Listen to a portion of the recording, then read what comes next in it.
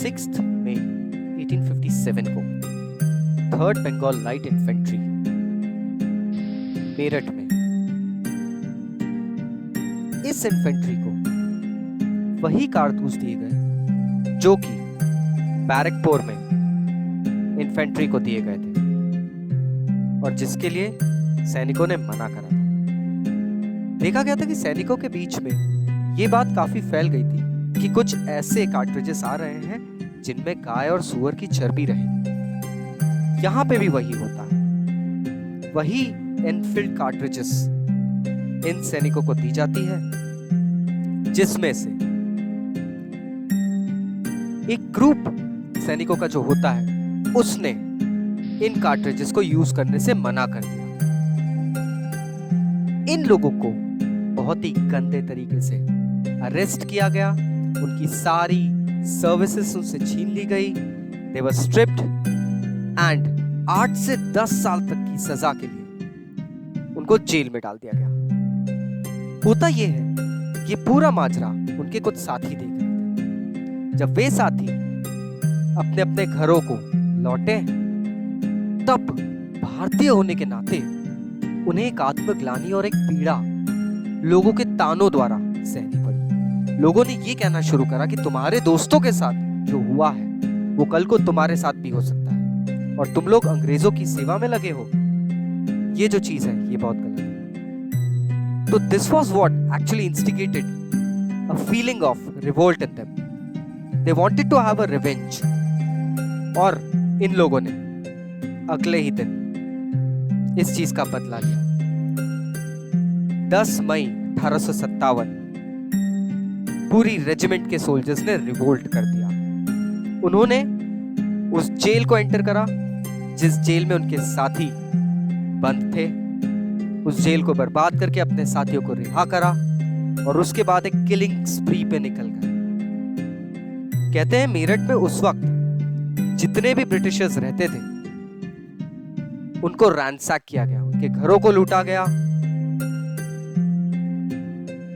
उनको बाहर खदेड़ दिया गया शहर से।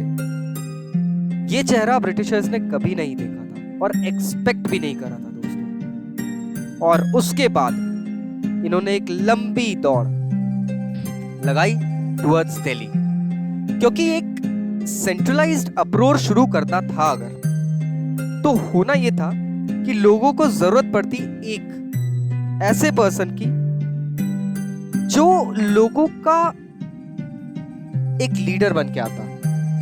दिल्ली चूंकि भारत के इतिहास में एक ऐसा शहर बन के काफी हद तक उठ चुका था जिसे हम लोग एक सेंटर पॉइंट भी मान सकते हैं। बहादुर शाह जफर को भारत का शहंशाह आज भी लोग मानते थे। एक यात्रा शुरू की गई मेरठ से दिल्ली की तरफ। 10 मई 1857 को मेरठ से कुछ मुट्ठी भर सिपाही निकलते हैं। उसके बाद में भमोरी, बिजरौल, बागपत, खेकरा, खजूरी खास होते होते दिल्ली के लाल किले पर पहुंचते हैं। दिल्ली पहुंचना भी इतना आसान नहीं था दोस्तों। दिल्ली में कश्मीरी गेट पे जो घमासान युद्ध भारतीय सैनिकों और अंग्रेजों के बीच हुआ था वो भी कुछ कम नहीं था।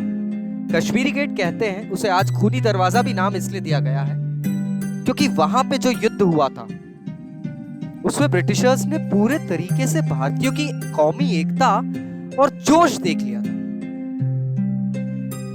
उस वक्त बहादुर शाह जफर बेगम जीनत महल से बात करके कहते हैं कि 31 मई की जो तारीख तय की गई थी आजादी के आंदोलन को शुरू करने की, शायद अब वो तारीख काफी दूर है क्योंकि इतना वक्त नहीं है। ये सैनिक लाल किले पहुंच के तोपों की सलामी देने लगे थे बहादुर शाह जफर को और उन्हें अर्ज कर रहे थे कि आप हमारा किंग बन जाइए। इसमें 2 वाकये आते हैं। बहादुर शाह जफर कहीं ना कहीं एक पुरानी ग्लोरी को हासिल करने के लिए भी वापस थे और दूसरी बात एक सैनिकों के दबाव को वो महसूस कर रहे थे। अंततः उन्होंने एक्सेप्ट करा इन सैनिकों का सीनियर बनना, क्योंकि ये जो आजादी के सैनिक थे इन्हें एक सबऑर्डिनेशन की एक फीलिंग थी। They needed a light house upon them, उनको एक ताकत चाहिए थी जो उनके ऊपर रहे। और उस दिन लाल किले पे हरा और सुनहरा झंडा, जो कि आजादी के प्रथम युद्ध का प्रतीक था, लहराया।